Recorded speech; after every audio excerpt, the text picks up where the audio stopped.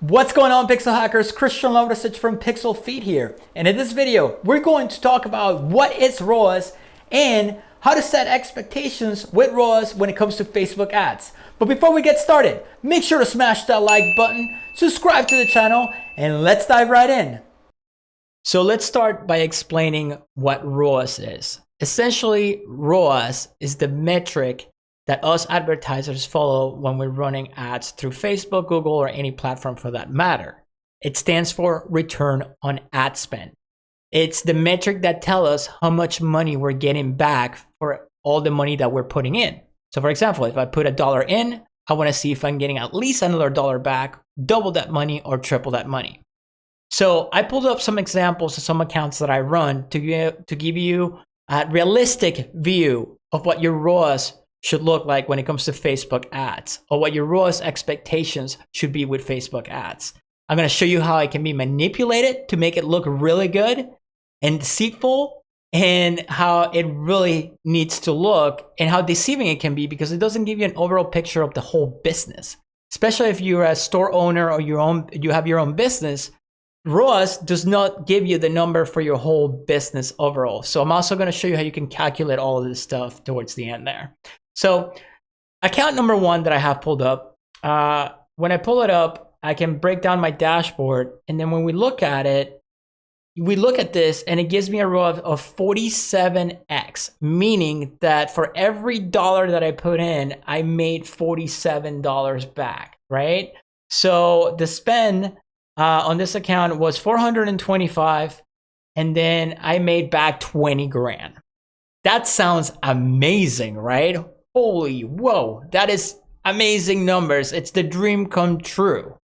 So if I were to go to a Facebook ads group, like many people do, and write some crappy post to make it really long and like it's full of value, so you think I'm giving you the secret sauce to get 40x or 47x, this is how people try to get clients, the scammy way to get clients. You know, they write this post that it's long, but there's no substance to it. And then they post a screenshot and you guys are like, oh my God, you feel all bad because you're not getting 47x ROAS back. It's because we can manipulate this dashboard to make it look like what it is. So what happened here? First of all, this is only one day. Second of all, this is a sale. This was a moving sale. They did a clearance on this brand where they're giving everything away. And it's a pretty big recognizable brand. A lot of you know it. Number two, this is the lowest hanging fruit. It's day one. So of course, everybody's jumping on the sale right away. So let's expand our numbers. So let's go to the second day and the first day. So what is our ROAS? Our ROAS has been cut by half. So now our ROAS is 2732. That's in 2 days. Why? Because all the lower hanging fruit, all the people that really love the brand bought right away with because of the FOMO on day one. So that's why we got such a high ROAS in the first day. Now, second day, we're cut by half. We still made a lot of money, don't get me wrong, but it's cut by half. So now let's expand this to 3 days. What happens? My ROAS just went down to 1392, okay? And so on and so on. You guys get the idea. So let's go to 25 to 22. That's 4 days.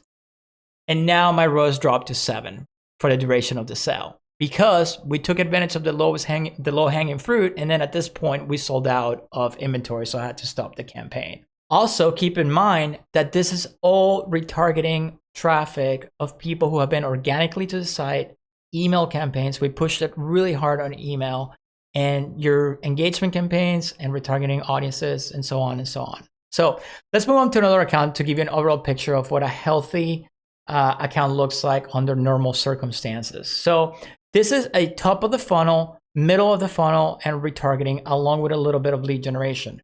Now, this is a very solid account with a solid product, and it's right now for the last 7 days sitting at 4.10 ROAS. Again, what does that mean? That for every dollar that I put in, I'm getting 4 back.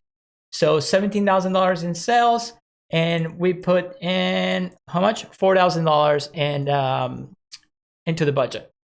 So what does this account look like? But let's look at the whole month. So what is my whole month, to give you an idea of what an account that's steady looks like? So the whole month, it's going to be a 410. Now, let's look at what these campaigns have done in the first quarter. So January 1st of 2021 until now. let's see what our ROAS is. That's a 528, and it's a very, very steady account. As you can see, we haven't launched many new campaigns. These have been running steady for a while now. I mean, not all 3 months, but for a long time. Okay, so that's a 528. It's not the crazy 47x ROAS. Okay, I want you guys to get this through your head, because I'm going to show you how to calculate this and how to set your goals when we get through, like, towards the end of this video.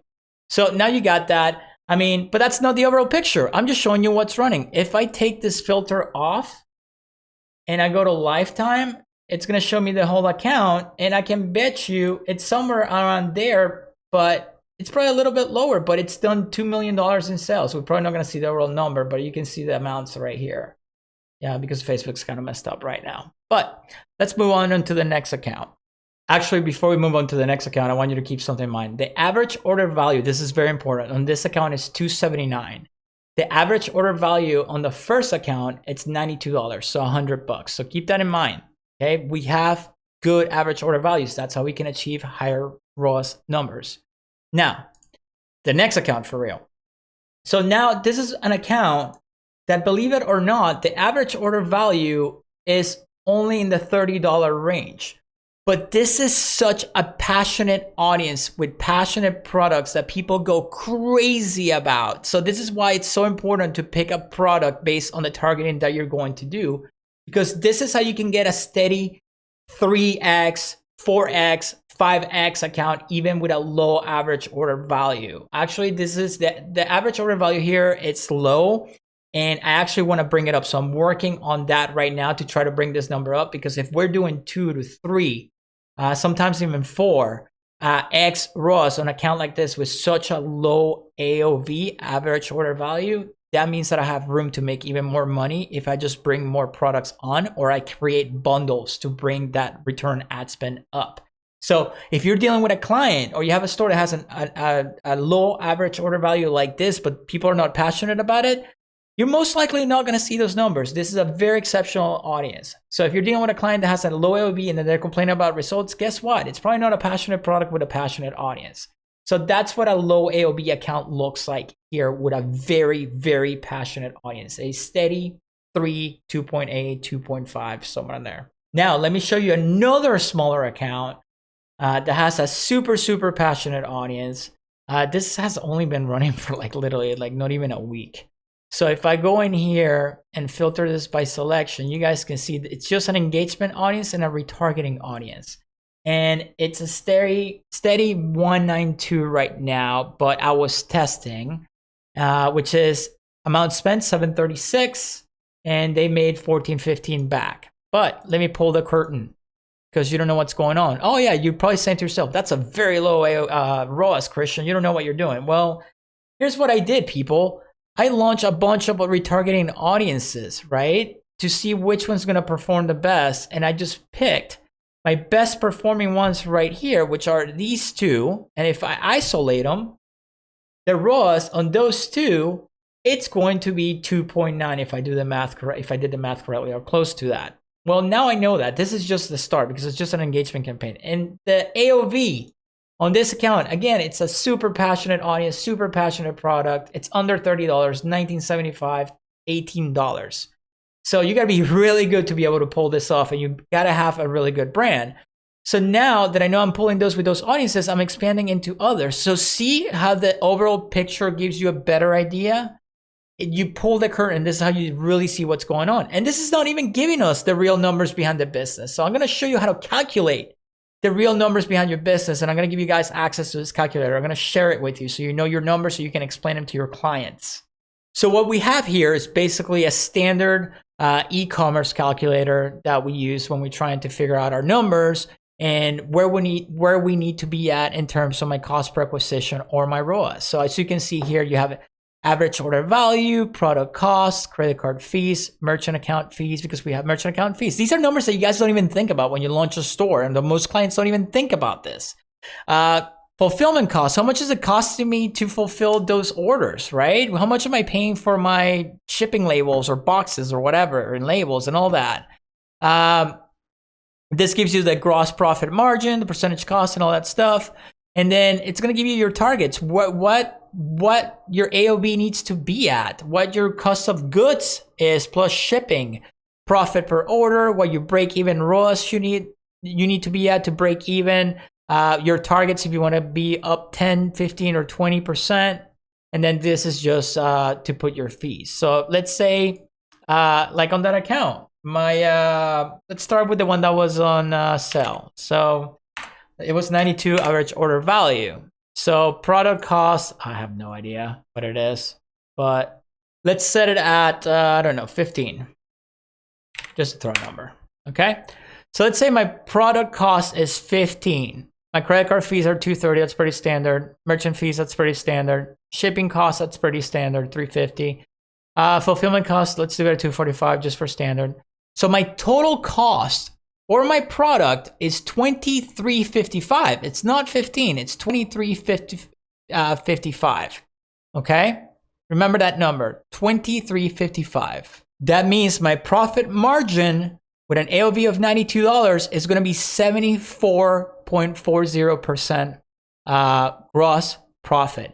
Expected is 68.45. So now we want to know what our target ROAS needs to be, our break even, right? So we got to change this to 92.